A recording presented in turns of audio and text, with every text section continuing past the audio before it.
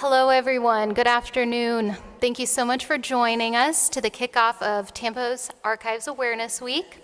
We are very excited to be kicking it off today, and we have been participating with this for about over 20 years. So we are going to hear a short presentation from our historian in residence, Dr. Charles McGraw Groh.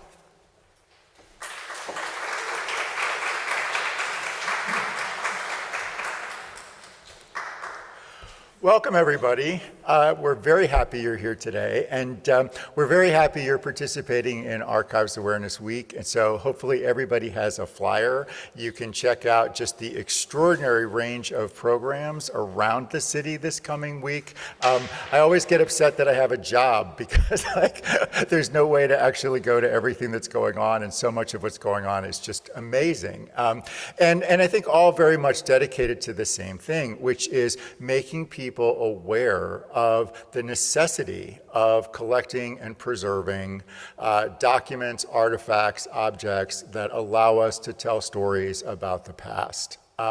And I'm so grateful to Jennifer Dietz, the whole staff at the City Archives, for giving us this opportunity, because I will tell you, as a historian, both as a faculty member of the University of Tampa and as the historian in residence of the Henry B. Plant Museum, there's a lot of stories that I can't tell because we don't have documents. So it's really, really important for people to understand the significance of what we're dealing with this week. So this is a really hard time for museums. I'm sure a lot of you are aware of that. This is an opportunity to see what's going on around town. In our case, if you're interested in the work that we're doing, please consider becoming a member. This is the time to do it. But in any case, let me just go ahead and dig into our topic today. So we're going to be talking about everything musical at Mr. Philpitt's store. And I had not actually heard of Ernest Philpitt until I happened to come across his name on a program for an event. Actually, it is a performance by John Philip Sousa and his band at the Tampa Bay Hotel Casino in the 1920s. So this is an object that is on display in the special exhibits that we're featuring during Archives Awareness Week. So hopefully you'll have a chance to take a look at it. But I was really struck by this. So here's this really famous musician and his band. They're coming to Tampa. That doesn't surprise me. But why is it that it says he's under the local management of S. Ernest Philpitt? That was the part I didn't understand. And then when I started digging into it a little bit more, I also saw that Sousa was back as the first event in 1924. And just as an aside, one of the wonderful things that Jennifer encourages us to do is to take a look back at Tampa 100 years ago. So you're going to see that's a lot of what I'm kind of talking about over the next few minutes. But Sousa was the first person performing at the casino again in 1924. And again, under the management of this person who, as I found out, owned a music store. Okay? So that was my question looking at an object. I'm like, what's going on here? Right? I have no understanding. And so I started digging into materials, which is, again, why we have archives. And so I want to just tell you a little bit about what I found. What I'm going to start with is just a little bit of information about S. Ernest Philpitt, and then I'll talk about these programs that I think people should actually be really interested in. So Philpitt was born in D.C. He was somebody who actually started selling musical instruments for retailers at the age of 11. I mean, my generation is not that shocking. Like, we were child labor, so, right? But anyway, so he starts working at 11, and he keeps working, right? So by the time we kind of follow his story many years later, he's the general manager of American Music Stores. That's a company. And so he had responsibility over 28 stores in 19 states. He decided to break out on his own, so he set up a sheet music store in Washington, D.C., but he really saw that the largest untapped market for music sales was in Florida. So he began opening a series of stores. The store opened on Lafayette Street on January 1st, 1917. There was already a store in Jacksonville. He had a store in Miami. He had a store in West Palm Beach around this same time.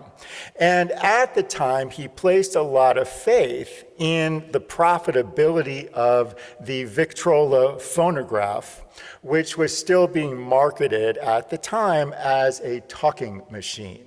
Okay,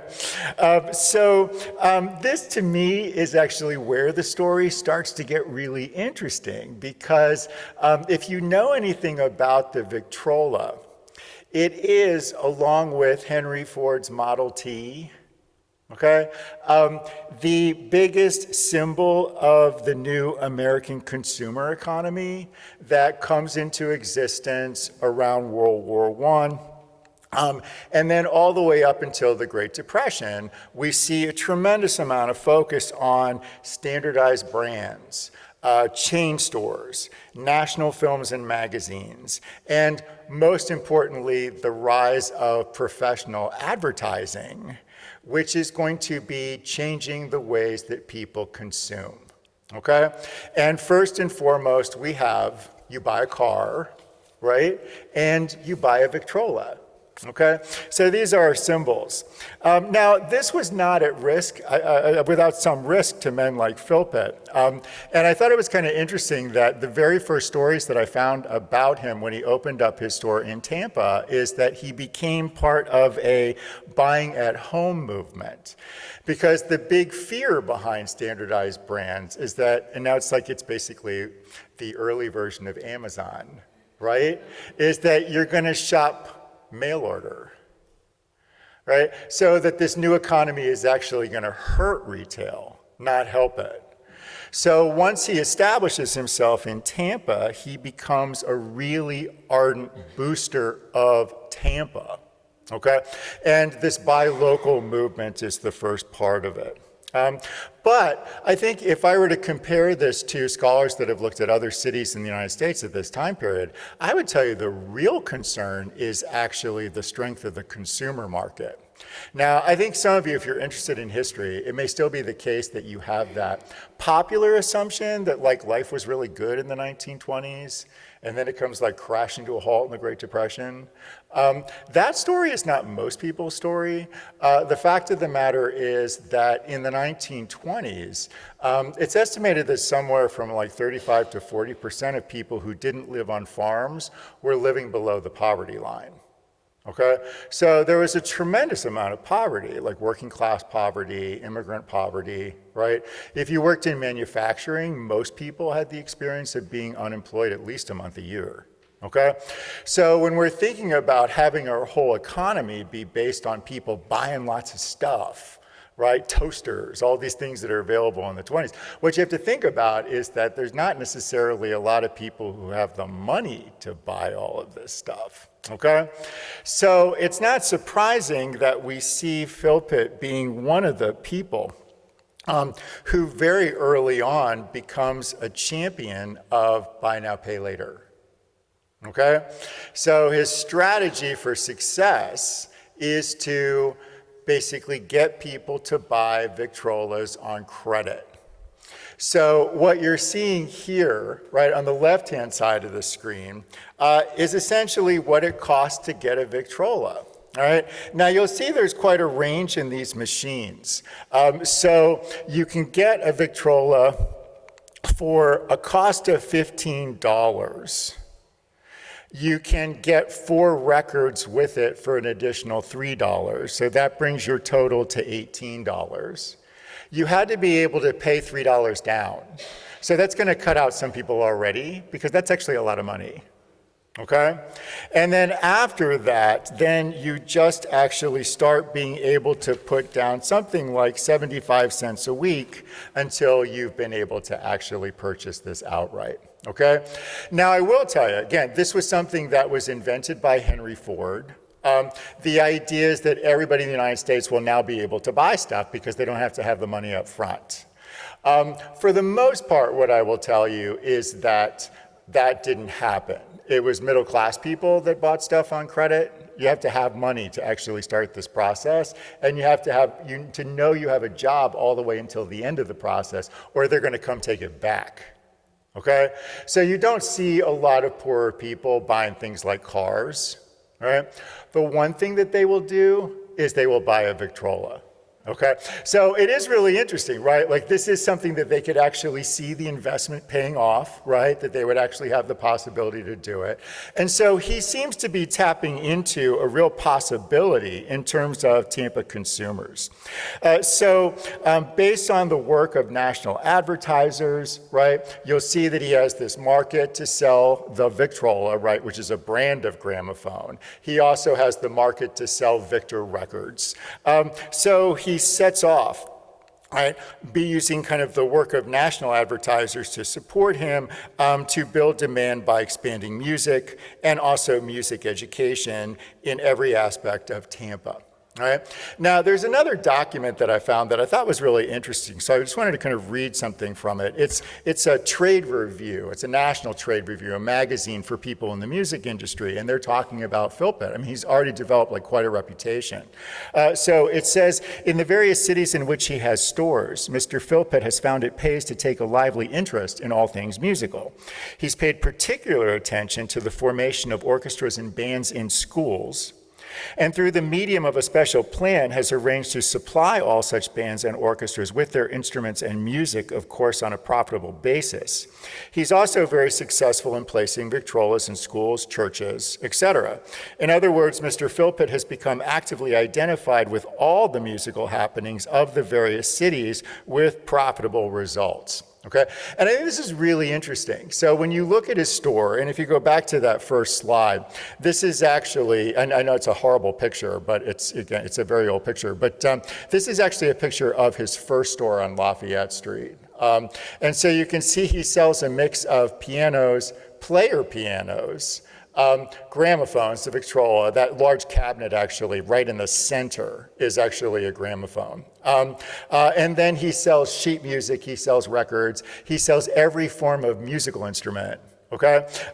And so all of these things are seen as being interconnected, right? If there is a child in a school at an orchestra, they're listening to music, they're gonna buy records, they're gonna buy a record player, right? Like it goes on and on and on, like all these things kind of enforce each other, right? So that's his strategy, and it seems to be a pretty smart strategy. He's also really, really good at connecting this to community identity. So one of the things that he does is he actually provides a Victrola and records to accompany an army regiment, right, that was stationed World War I in Plant Field, and then basically starts this initiative for citizens in Tampa to buy records and then donate them to the soldiers, right? So that they can play music, of course, while they're just, waiting to actually ship out. So again, very, very effective strategies, and he really becomes quite prominent in Tampa very quickly. He also has a really strong belief, which I think very much reflects the advertising of the time period, that music is uplift. Right? So if immigrants, if poor people have these instruments in their homes, particularly the Victrola, they're kind of brought into popular culture, right? They're kind of brought in ways that are kind of good for them. Now, I want to come back and question that because I don't think that actually turns out to be the story here, but that's certainly kind of where he's coming from in the context of the time period. Okay, so in any case, let's talk about the Tampa Bay Casino. Now, hopefully, a lot of you have heard of the Tampa Bay Casino, right? Because it's something we talk about a lot here at the museum. So the Tampa Bay Casino is so cool. It just astonishes me that starting in the mid-1890s, the Tampa Bay Hotel had a 2,000-seat entertainment venue. I mean, this is a time when Tampa was very small, but there was a 2,000-seat entertainment venue, right? And that's what we refer to when we refer to the Tampa Bay Casino, nothing to do with gambling, right? Think about a theater. There were other things as well, but we're going to focus on the theater. So what you notice here on this slide is that in 1920, we have this first instance where Philpitt, in collaboration with a national company, in this case it's Columbia, sponsors a world famous performing artist coming to Tampa to appear at the Tampa Bay Casino. Okay, so we have this world famous Polish-born pianist composer Joseph Hoffman, and as you see here, this is the first time we see this. Mr. Hoffman is appearing under the local management of Ernest Philpitt. Actually, let me take that back, because my age, my eyes, I could not see that on the screen. So it's a good thing I read it for you. Okay. But in any case, that's what we're talking about here. So again, if you are familiar with some of our treatment of the Tampa Bay Casino, it may not sound noteworthy that there was a world-famous performing artist here at the Tampa Bay Casino. What I will tell you is that it's kind of shocking in the 20s. All right. The heyday of the casino was the 1890s. All right. That's when the property, was owned by Henry Plant. All right. That's when you really do have like everybody who is anybody in terms of the performing arts appearing here on a regular basis, right? It's something that's really shocking about Tampa in the 1890s. By the time we're talking about this time period, the hotel is owned by the city. It's primarily a business class hotel, and the casino is still very much at the center of Tampa's identity, but it serves a very different purpose. It's very community oriented. It's where you go for Gasparilla. It's where you go for these weekly community sings that we're spotlighting in the exhibit. There's local repertory theaters, right? There's school groups. I mean, like that's the kind of thing that you would be thinking about. And so now all of a sudden having it go back to these really world famous artists, okay? That's what Philpitt brings to our story. Okay, and so that's why I'm so curious about having this name on a program, what's going on here. And what it is how records are changing our popular culture.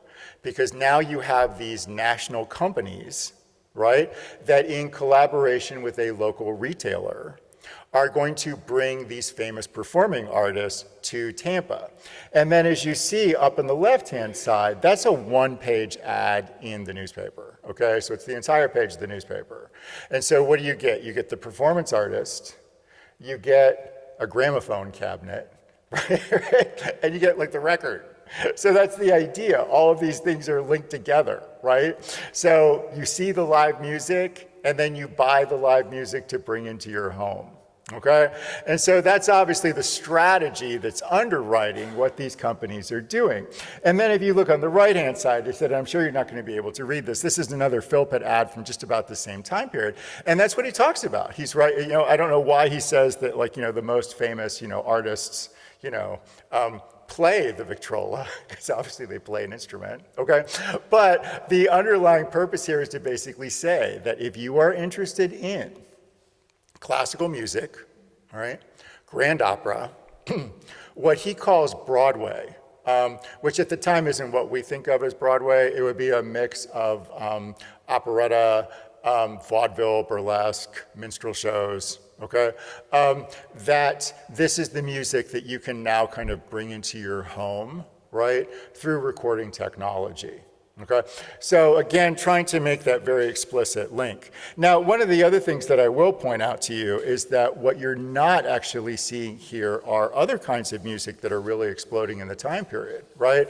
As we talk about in the exhibit, starting with Mamie Smith, an African-American performing artist in the 1920s, we see just the explosion of like jazz blues recordings in this period.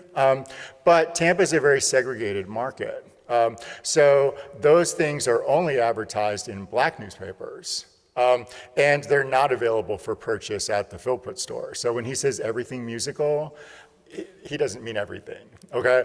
So there's that kind of aspect to it. And again, I think that matters to our story, because if the whole point is you have to be able to sell to everybody, there's already a built-in problem when you look at the reality of segregation. Okay, but in any case, so this is the strategy, and this was a very, very successful event. So he begins working on a regular season every winter, January to March, of these really famous artists who will come to Tampa. So the original plan was, I think, on Monday night, they're in Miami, right? On Thursday night, they're in Tampa. Okay, and so that's what kind of like pushes us forward. Now, this is where I'll just kind of like jump back for a second. So you see Susan and his band, as I said, this is on the left-hand side, the program that's in the exhibit. This is the 1922 performance, which is, again, the first one that is sponsored by Philpitt. And already, even before he arrived, there was a lot of concern that it would be a financial failure. And the reason for that is, I think all of these tours that were organized by the music industry, they're really expensive, right? I mean, they're taking these people around the country. In the case of Sousa, it is Sousa and 85 musicians, right? So in Miami, Philpitt was not actually able to secure a venue that was large enough to be able to turn a profit, right? In Tampa, it's sold out, and I mean sold out, okay? There were people turned away at the door. They're squeezing people wherever they can, okay? And here's the thing that's so shocking. It still didn't make a profit. What did I say, 2,000-seat theater? Right, think about that, okay? So already from the beginning, we're starting to see that there's going to be a problem. Now, I should point out, just very, very briefly, I had a picture here. Yeah, here. If you look on the right-hand side of the screen, there's this very famous opera contralto, Ernestine Schumann-Henke, who was actually here the year before. And this was just the first time this issue kind of came up. This, again, was a sellout performance, and because of the fact that she didn't have a full orchestra, they actually put seats in the orchestra area, right, for people who were paying. They actually put people on the stage with her in seats that were, so they came up with an extra 500 seats. People in the balcony were standing, okay? So they can fill this theater, but I think it's really fascinating that that doesn't necessarily translate into profitability. Okay? Now, I'm not really feeling bad for Philpitt just because it seems like every year his store is turning a pretty large profit.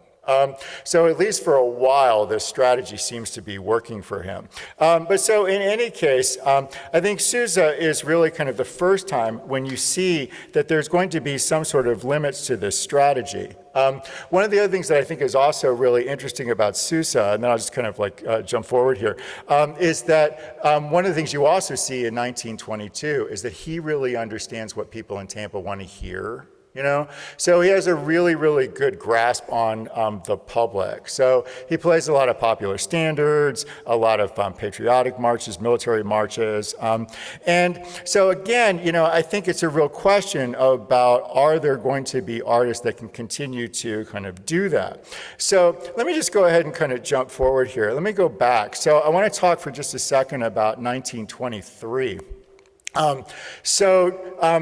There's a couple of performances in this year that really showcase that there's a problem with everything that I've been talking to you about.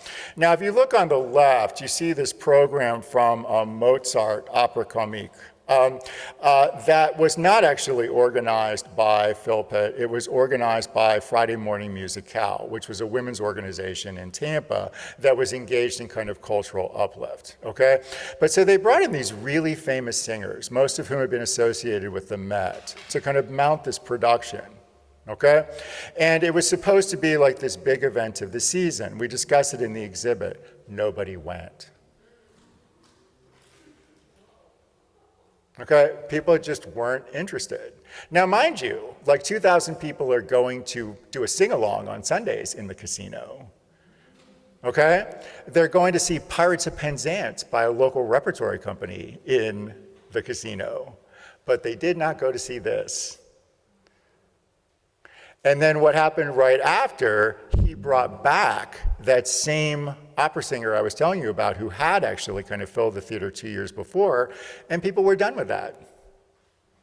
So they didn't go to that either. Okay? So now you have this problem that, like, even when it sells out, it's not a profit. What do you think this was? Okay?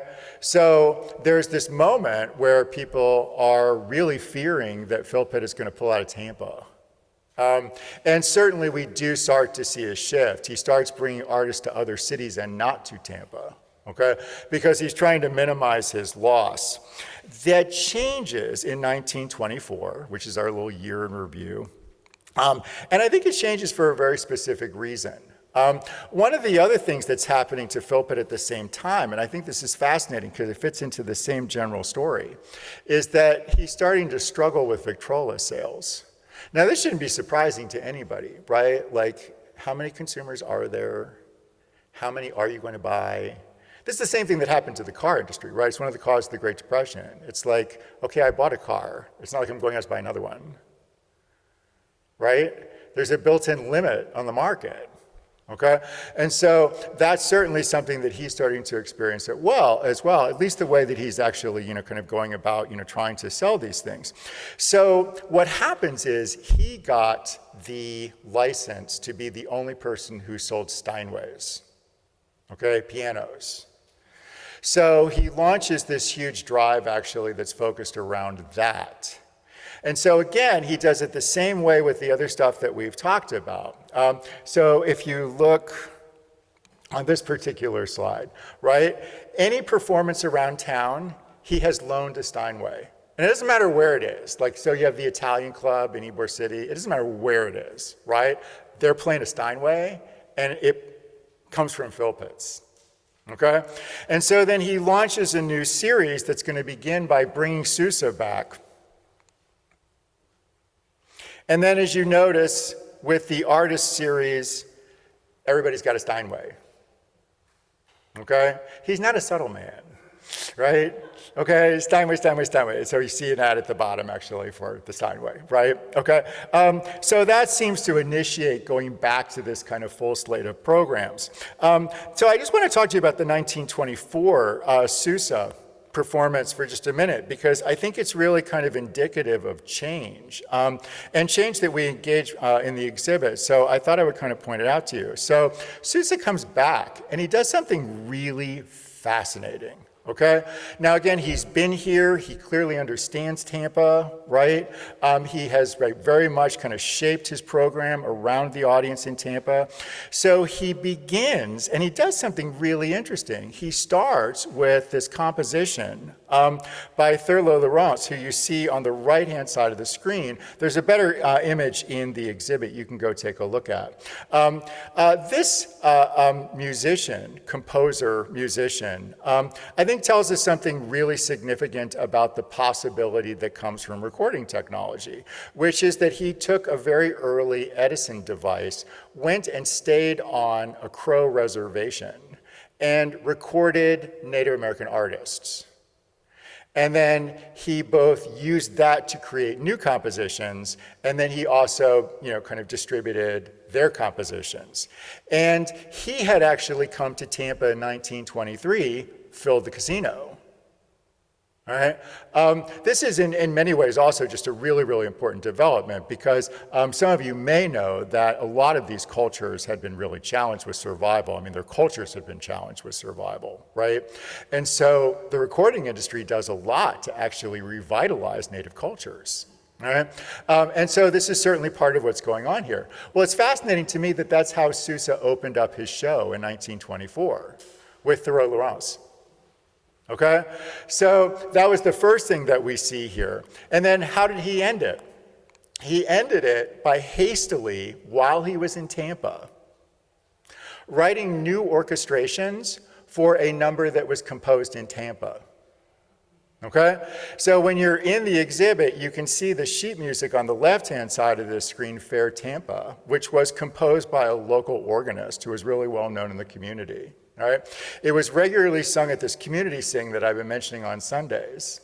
And during the afternoon, he basically orchestrated it so that his entire band could perform it as the close of their show. Okay? And people would not stop talking about this. And I think it's so interesting because, again, what you see here is that the consumer matters but not in the ways that I think a lot of record companies had been thinking, right? The record companies are saying, well, we're going to change what you want to listen to. And what people in Tampa are saying is that this is what we want to listen to. Okay? And the last thing that I'll tell you is Philpitt gets that message. Okay? We start 1925. We start 1925 here at the hotel. He gets together with other retailers and they kind of take over the hotel for a day of selling Victrolas to everybody in Tampa. That's their goal. Okay? But here's the thing that I think is really interesting about it. Now we're starting to see him sell records to different kinds of people. Okay? So if there really is going to be this growth in the market through things like installment buying, it's got to be people buying things that are more significant to them. All right? And that actually is the story of the record industry in the 20s. So it's interesting to see that it happened here in the 1920s, is that over the course of the 1920s, record industries learned that if you really wanted to make money, you had to make like Italian language music for people who are Italian, right? Here in Tampa, obviously, it's people who are Spanish, right? And that's actually the true revolution that comes with the Victrola, because these early machines that you're going to see demonstrated in just a second, which were basically made for really wealthy people, they just tended to reflect whatever the popular music is. Once the Victrola sets its sights on the large consumer market, they have to learn how to actually sell to different kinds of people, right? And that, in the end, is going to completely change popular music in the 1920s, 1930s. So here we see people in Tampa listening to music that was composed on a reservation, which is shocking, right? By the time we get into the 1930s, that's where we will see people outside of Black communities in Tampa now listening to jazz and blues, because that's been like the next stage of the revolution, right? So culture will be transformed. Right? So in any case, I've been talking a long time. So hopefully you've learned something about Philpitt and something about Tampa in 1924.